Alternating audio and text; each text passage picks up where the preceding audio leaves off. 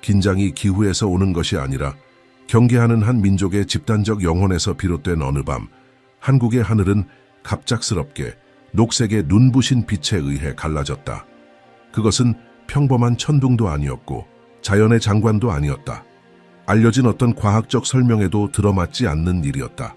마치 하늘이 세계를 이전과 이후로 나누듯이 하늘 자체가 분명하고 직접적으로 말하기로 결심한 듯한 번쩍임이었다. 이것은 고립된 사건이 아니었다.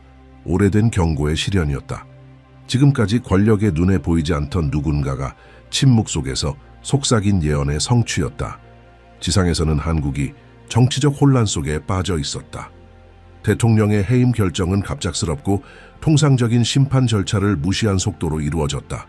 국민은 박수와 눈물 사이에서 그 단절을 지켜보며 한 시대의 끝을 목격하는 듯했다. 광장, 가정, 카페, 버스 안에서 온 나라가 하나의 감정에 잠긴 듯했다. 바로 불확실성. 그 붕괴의 소리는 귀를 멀게 할 만큼 컸지만 그보다 더 강렬한 것은 그 뒤를 이은 침묵이었다. 새로운 중심을 찾으려는 나라의 침묵. 그리고 그런 소용돌이 속에서 유현택이라는 이름이 수면 위로 떠올랐다. 그는 정치인이 아니었다. 종교인도 아니었다. 인지된 지도자도 미디어나 SNS에서 알려진 얼굴도 아니었다. 그는 단지 한반도의 분단선 북쪽에서 태어난 평범한 남자였다. 청진에서 자라며 끊임없는 감시 속에서 말을 많이 하면 형벌을 받고 더 많이 보면 위험해지는 환경에서 자랐다. 어릴 적부터 유는 자신의 것이 아닌 꿈을 묘사하곤 했다. 비극과 변화를 예견하는 환상들이었다. 그의 마을 사람들은 그를 하늘의 아이라 불렀다. 하지만 하늘이 누군가에게 그토록 강하게 다가오면 그 대가는 혹독했다. 20살에 그는 탈출했다. 죽음을 무릅쓰고 얼어붙은 강을 건넜으며 총알을 피해 달리고 헛간과 동굴에 숨어 살았다. 그는 중국에서, 베트남에서, 태국에서 유령처럼 살다가 마침내 남한 땅을 밟았다. 피난처와 안정을 찾는 다른 탈북자들과는 달리 유현택은 침묵을 찾았다. 그는 인터뷰를 거절했고 공개 석상에 나타나지 않았으며 그림자 속을 선택했다. 그러나 그림자 속에서도 그의 빛은 억제될 수 없었다. 그는 조심스럽고도 수수께끼 같은 쪽지를 특정한 사람들에게 보내기 시작했다. 송을씨로, 단호하지만 급한 글씨로 쓰인 쪽지.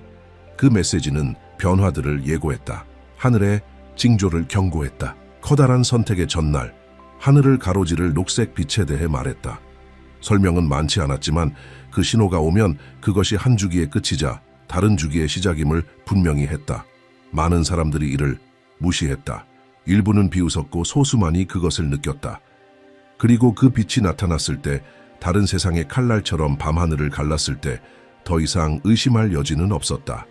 그 번개는 단지 하늘을 밝힌 것이 아니었다. 의식을 밝혀냈다. 같은 밤 수천 명이 불면증, 강렬한 꿈, 설명할 수 없는 감각을 경험했다.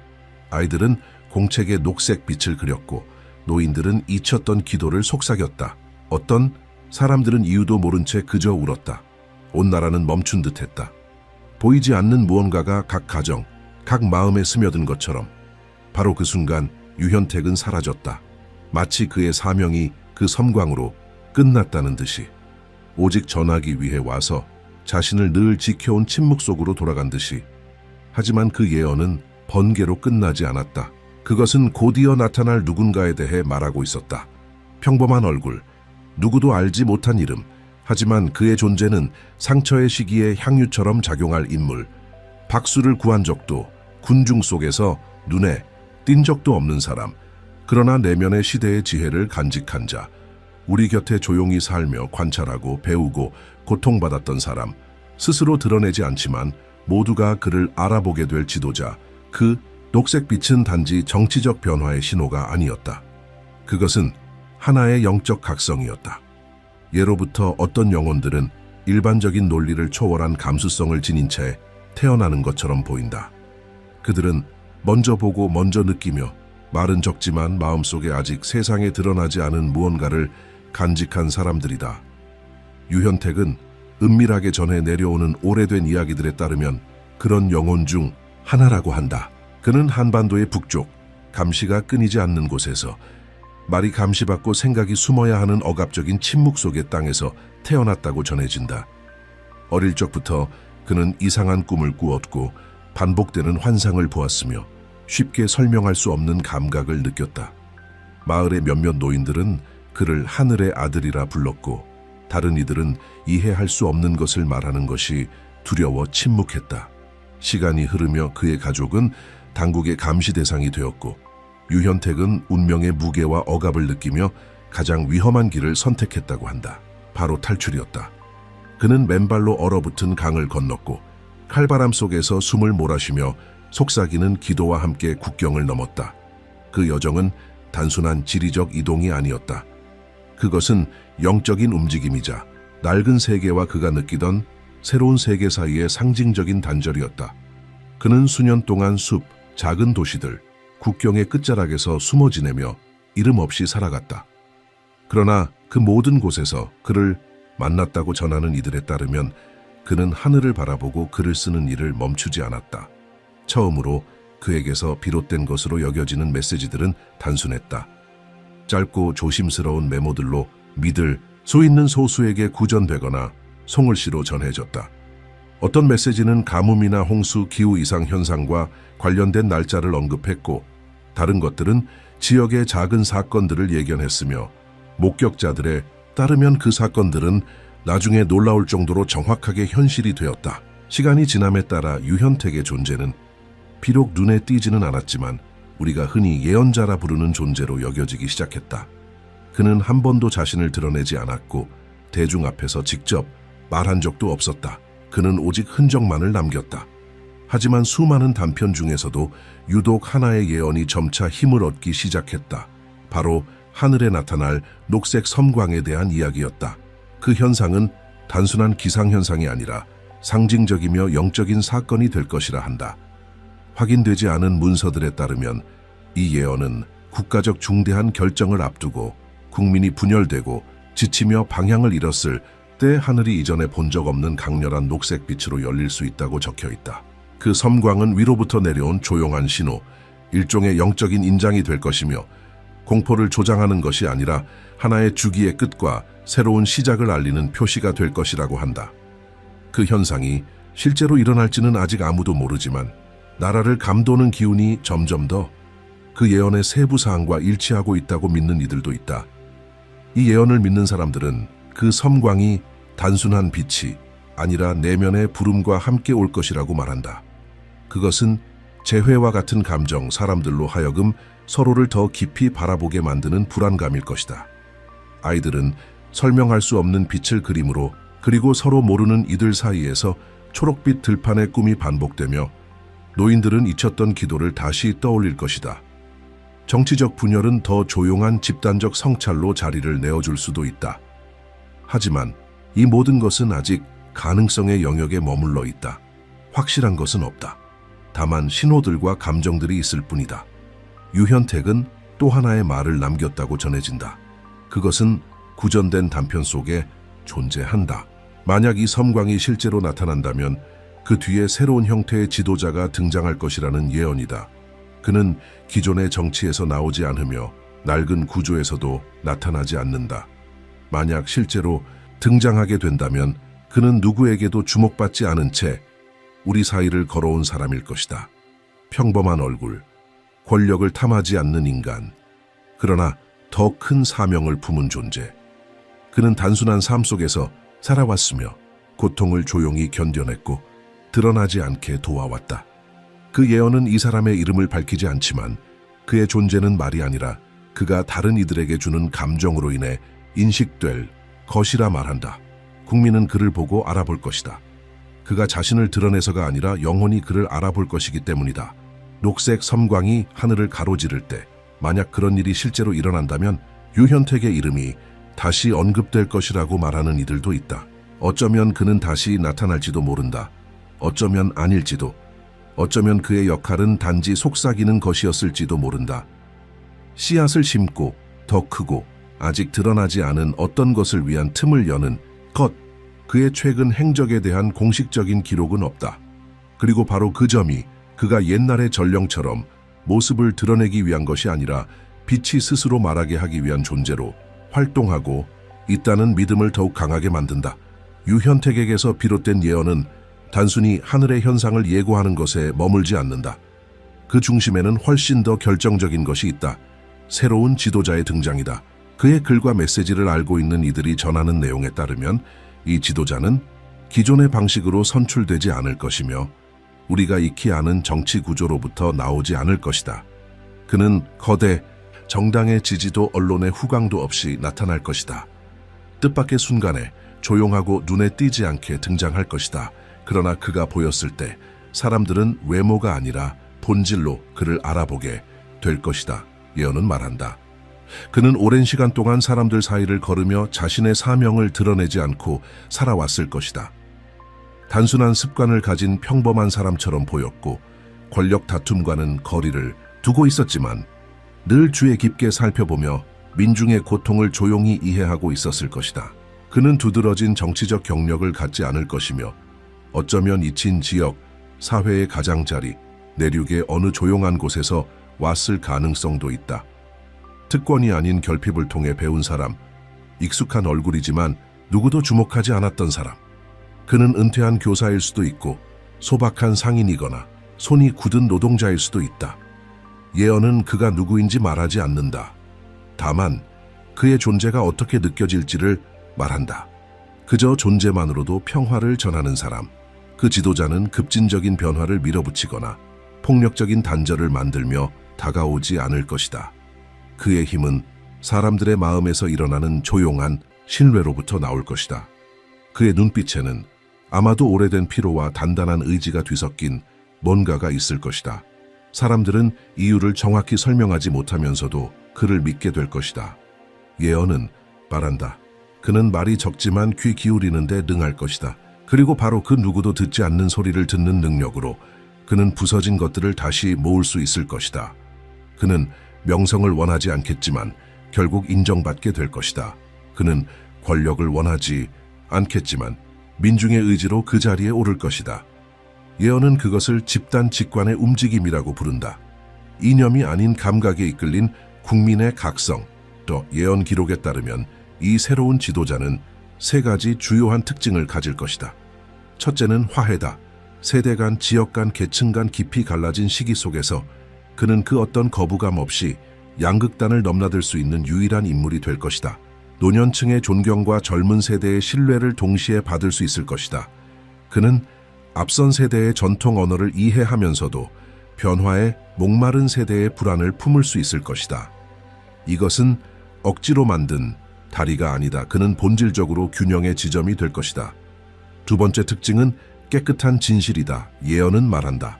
이 사람은 과거에 얽힌 빚이 없고 오랫동안 권력을 유지해온 부패한 구조들과도 무관할 것이다. 그의 이력은 놀랍도록 정직하고 투명할 것이다. 그것은 무언가를 감추었기 때문이 아니라 언제나 자신의 가치에 따라 일관되게 살아왔기 때문이다. 그는 고통을 겪었을 것이고 이름 없이 살아갔으며 아마도 가난 속에 있었을 수도 있다. 하지만 결코 자신을 팔지 않았을 것이다. 그래서 그는 공격하기 어려운 인물이 될 것이다. 드러낼 스캔들도 조작할 약점도 없기 때문이다. 진실이 그의 방패가 될 것이다. 세 번째 징표는 조용한 영성이다. 예언은 분명히 말한다. 그는 종교의 옷을 입고 나타나지 않을 것이다. 절의 스승도 목사도 스님도 아닐 것이다. 그러나 그 안에는 보이지 않는 것과의 깊은 연결이 있을 것이다. 그는 자비와 겸손, 용기와 지혜로 행동할 것이다. 그가 지닌 신앙은 교리적인 믿음이 아닌 삶의 방식 속에 뿌리내린 생생한 신앙일 것이다. 생명에 대한 존중, 자연에 대한 경외, 타인의 고통에 대한 공감은 매우 진실되어 설명할 수 없는 신뢰를 불러일으킬 것이다. 그가 무언가를 설득할 필요는 없을 것이다. 예언에 따르면 그의 존재 자체가 충분할 것이다. 또한 유현택에게서 비롯되었다고 전해지는 기록들에 따르면 이 지도자의 등장은 국가적 균형이 무너진 시기와 맞물릴 것이다. 제도는 약화되고 통치자들은 신뢰를 잃으며 국민은 더 이상 어떤 익숙한 이름도 믿지 않게 될 것이다. 그런 상황 속에서 하늘의 녹색 섬광이 신호처럼 나타날 수도 있다.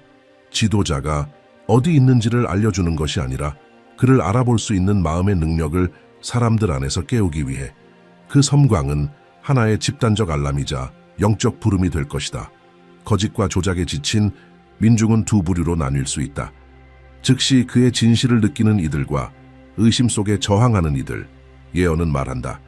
그는 비방과 침묵 강요, 그리고 권력을 지키려는 세력들로부터의 경멸의 대상이 될 것이다. 그들은 그를 경험 부족이라 말하고 순진하다고 비웃으며 그의 겸손을 약점이라 주장할 것이다. 그의 존재를 조롱하려는 시도와 관심을 다른 곳으로 돌리려는 전략, 그를 가볍게 보이게 하려는 캠페인들이 이어질 것이다. 그러나 바로 그 빛과 어둠의 충돌 속에서 예언에 따르면 그의 진정한 힘이 드러나기 시작할 것이다. 공격이 이어지는 동안에도 그는 흔들리지 않을 것이다. 증오로 대응하지 않고 다툼에 끼어들지도 않을 것이다. 그는 언제나 그랬던 것처럼 차분함 속에서 자신의 길을 걸어갈 것이다. 자신을 공격하는 자들조차 존중하며, 이러한 태도는 이미 진실에 마음이 열린 사람들의 심금을 울릴 것이다. 그것은 힘으로 얻는 승리가 아니다. 모범을 통해 이루어지는 승리다. 예언은 말한다. 그를 침묵시키려 할수록 그는 더 강해질 것이다. 그리고 이 과정에서 특별한 일이 벌어질 수도 있다. 반대편에 서 있던 사람들이 그로 인해 서로에게 다가가기 시작하는 것이다. 그가 통합을 외치기 때문이 아니라 그의 태도 자체가 나라가 절실히 필요로 하던 화해에 살아있는 증거이기 때문이다. 오랫동안 대립하던 정치적 적들이 같은 자리에 앉게 되고, 이념 다툼으로 갈라졌던 가족들이 재회하며 분열된 공동체가 다시 대화를 시작할 수 있을 것이다. 그것은 마법이나 공약으로 이루어지는 것이 아니다. 그의 존재가 새로운 기준, 새로운 존재 방식을 상징하기 때문이다. 예언은 또한 이 지도자의 드러남이 하나의 집단적 영적 현상과 함께 나타날 것이라고 전한다. 모든 이에게 눈에 보이는 사건은 아니겠지만 내면에서 일어나는 개방의 순간이다. 서로 다른 종교를 가진 사람들 또는 어떤 신앙도 따르지 않는 이들조차 동시에 어떤 부름을 느낄 수 있다. 더 단순하고 더 진실하며 더 자비로운 삶을 살고자 하는 조용한 충동, 마치 눈을 가리고 있던 베일이 벗겨지는 듯한 경험. 그것은 느리지만 되돌릴 수 없는 각성이 될 것이다. 많은 영적 지도자들이 저항할 수도 있다. 일부는 자신의 자리를 잃을까 두려워서, 또 다른 이들은 오래된 해석에 갇혀 있기 때문일 것이다. 그러나 몇몇은 지금 무슨 일이 일어나고 있는지를 알아보고 이 새로운 시대를 위한 공간을 열게 될 것이다. 예언은 모든 이가 동의할 것이라고 말하지 않는다. 그러나 마음이 맑은 자들은 이해할 것이라 말한다. 그리고 결국 결정을 내리는 것은 논리가 아니라 내면의 진동, 직관이 될 것이라고 전한다. 유현택이 남긴 메시지를 연구하는 이들에 따르면 이 이야기에 이 시점에서 큰 감동의 순간이 찾아올 수 있다고 한다. 정치적 위기일 수도, 자연재해일 수도, 혹은 사회적 단절일 수도 있는 어떤 사건이 발생하여 온 나라가 긴장 속에 놓이게 될 가능성이 있다. 그때 모든 이의 시선이 무엇을 해야 하는가에 집중될 때, 더 이상 매뉴얼도 쉬운 해답도 없을 때 그의 이름이 떠오를 것이다. 하나의 선택지로서가 아니라 하나의 필요로서가 아니라 하나의 필요로서. 예언은 말한다. 만약 국민이 준비되어 있다면 그 지도자의 등장은 실질적인 변화를 가져올 것이다. 정치 문화는 다시 쓰이게 될 수도 있다. 권력은 경쟁이 아닌 섬김의 개념으로 바뀔 것이다. 교육은 수식과 숫자보다 인간적 가치를 먼저 가르치는 기반 위에 놓일 것이다. 건강은 단순한 병의 치료가 아니라 몸과 영혼의 균형으로 이해될 것이다. 영성은 제도 속이 아니라 사람들의 일상적 태도 속에서 퍼져나갈 것이다. 그리고 남북한의 화해는 더 이상 먼 꿈이 아니라 하나의 치유의 여정이 될 수도 있다. 그러나 예언은 경고도 남긴다. 만약 국민이 준비되지 않았다면, 만약 마음이 굳어있고 두려움이 믿음을 압도한다면 그 지도자는 물러설 수도 있다. 그는 자신의 존재를 강요하지 않을 것이다. 그가 자리에 오르는 것은 하늘의 강제적 개입이 아니라 땅의 선택이 될 것이다. 그리고 만약 거부된다면 나라는 혼란과 내적 분열, 영적 방향, 상실의 시기로 접어들 수 있다. 기회는 존재할 것이다. 그러나 그것을 알아보는 것이 중요하다. 이 모든 일이 반드시 일어난다는 보장은 없다. 예언은 길을 가리킬 뿐 운명을 강요하지 않는다. 그러나 예언은 분명한 하나의 경고를 남긴다. 하늘에는 하나의 섬광이 있을 것이다. 실제든 상징이든 눈에 보이는 것이든 마음속에서 느껴지는 것이든. 그리고 그 섬광은 이전과 이후를 나누게 될 것이다. 깨어있는 자들은 그것을 알게 될 것이고 닫혀있는 자들은 아무것도 느끼지 못할 수도 있다.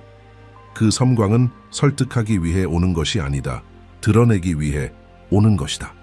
전해지는 바에 따르면 유현택은 언젠가부터 자신이 결코 드러나지 않을 수도 있다는 것을 알고 있었다고 한다. 그의 역할은 나타나는 것이 아니라 준비시키는 것이었다. 적절한 시기에 적절한 말을 심어 새로운 주기가 시작될 수 있도록 하는 것.